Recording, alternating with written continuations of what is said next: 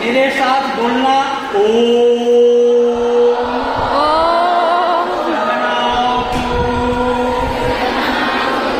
सहनौ भुनक्तु सह वीर्यं करवावहै। हरदेव जोशी राजकीय कन्या महाविद्यालय विदाई समारोह तृतीय वर्ष की बालिकाओं के लिए आयोजित है और प्रथम वर्ष की बालिकाओं का वेलकम समारोह।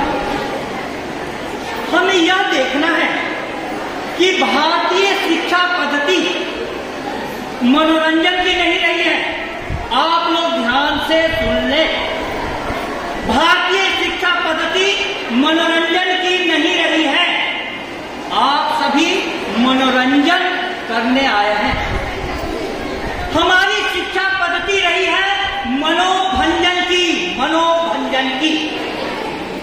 इसीलिए विद्यार्थी होने का प्रमुख लक्षण कहा गया है विद्यार्थिना कुतो सुखम सुखार्थिना कुतो विद्या।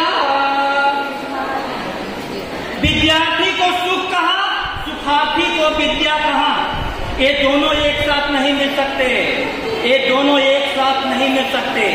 आज जो भी शिक्षा जगत में गिरावट आई है उसका कारण यह है कि विद्यार्थी सुखार्थी हो गया है, विद्यार्थी सुखार्थी हो गया है। मेरे प्रिय छात्राओं, इस बात को समझो। हमारे यहाँ शुरू में ही कह दिया गया कामम क्रोधम तथा लोभम स्वादु श्रृंगार कौतुके अति निद्राम अति सेवेच विद्यार्थी ही अष्ट वर्जयेत्। यहाँ पर जो भी प्रस्तुतियां हुई वो ऊंचे लेवल की क्यों नहीं हुई? उसका कारण यह है कि आप इंस्ट्रूमेंट का सहारा ले रहे थे। इंस्ट्रूमेंट ने धोखा दिया, साधन ने धोखा दिया और यहाँ पर प्रस्तुतियां नीचे गिर गई। महफिले जेल जेल हंसी, तन्हाइयां बढ़ती गई। आप जेल जेल पास आए, खाइयां बढ़ती गई, खाइयां बढ़ती गई।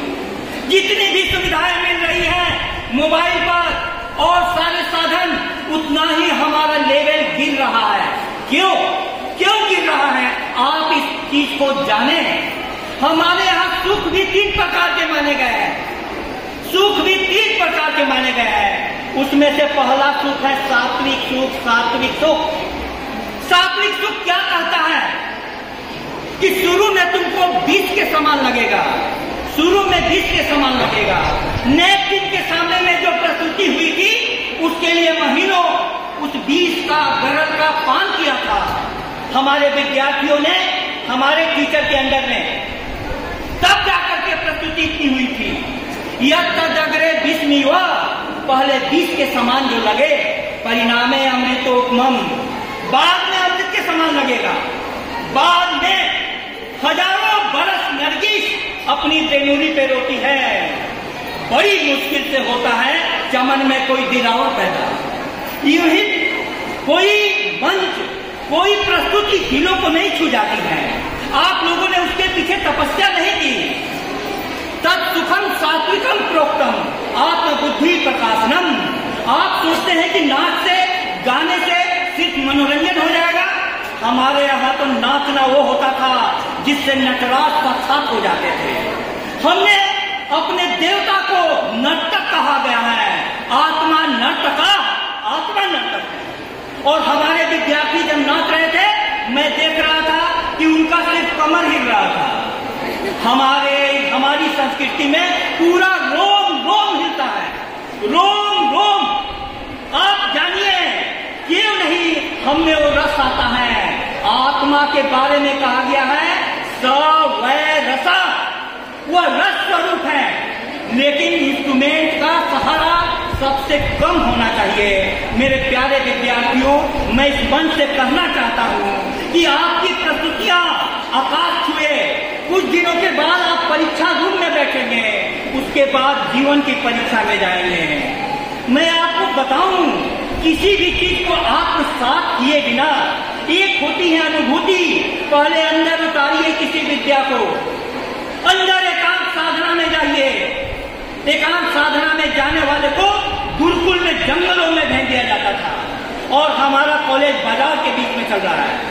कोई बात नहीं, बाजार के बीच में भी कुछ योगी ऐसे हुए हैं कि यहाँ पर भी अंदर की दुनिया में रहते हैं। अंदर की दुनिया में हमारी संस्कृति ने स्वाध्याय और साधना दो शब्दों को सबसे ज्यादा महत्व दिया है।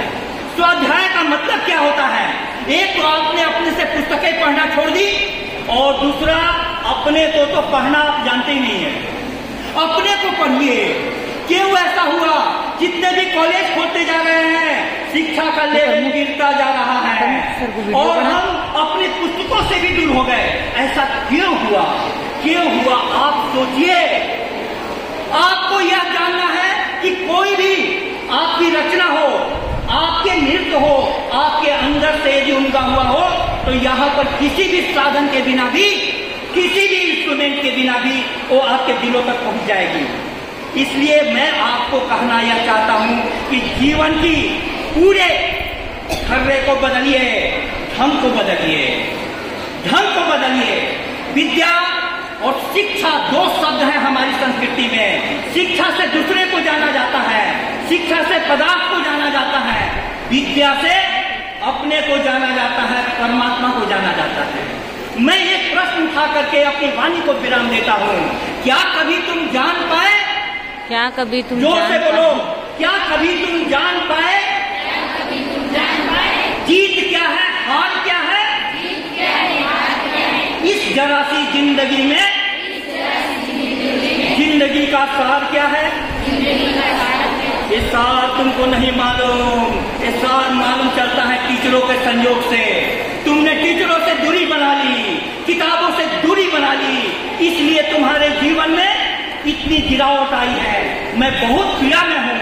महाविद्यालय का कोई कार्यक्रम हो, वहां पर से आंखें हटती नहीं है और मैं देख रहा हूँ कि कुछ बच्चियां बीच से उठ करके जा रही हैं। आखिर क्यों ऐसा हुआ? आप इस पर सोचें। और आपके लिए सबसे खतरनाक कोई है तो संगति। आपकी संगति किसके साथ है? आप या तो टीचरों के साथ संगति कीजिए अथवा पुस्तकों के साथ। आपकी जो सहेली है आपके लिए अमृत साबित नहीं हो रही है। मिल गए जीवन डगर पर मन चले अनजान साथी, दे दिया अंतर उन्हीं को, बन गए वे पूज्य पाती। प्रीति करनी पर न जाना, प्रीति का आधार क्या है? क्या कभी तुम जान पाए? जीत क्या है, हार क्या है? तुम कभी भी जीत और हार नहीं जान पाओगे, जिंदगी का सार नहीं जान पाओगे। महाविद्यालय के क्लास, महाविद्यालय के टीचर और महाविद्यालय का कोई भी कार्यक्रम होता है यह बताने के लिए कि जिंदगी का सार क्या है। परमात्मा करे कि इस मंच से दी हुई मेरी आवाज आपके दिलों तक पहुंचे और आप इसको सुनने के बाद श्रवणम तो गुरु कार्यम, सुनो, उसके बाद मननम तदनंतरम निधिध्यासनम इत्येतत् पूर्ण बोधस्य कारणम। पूरा शिक्षा जगत से आत्मा चली जा रही है, उस आत्मा को लौटाना होगा और उस आत्मा को लौटाने के लिए सबसे सशक्त माध्यम शिक्षक बनेगा।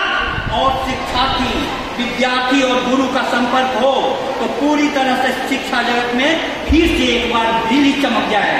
परमात्मा करे कि वो बिजली यहाँ से चमके। बहुत बहुत धन्यवाद।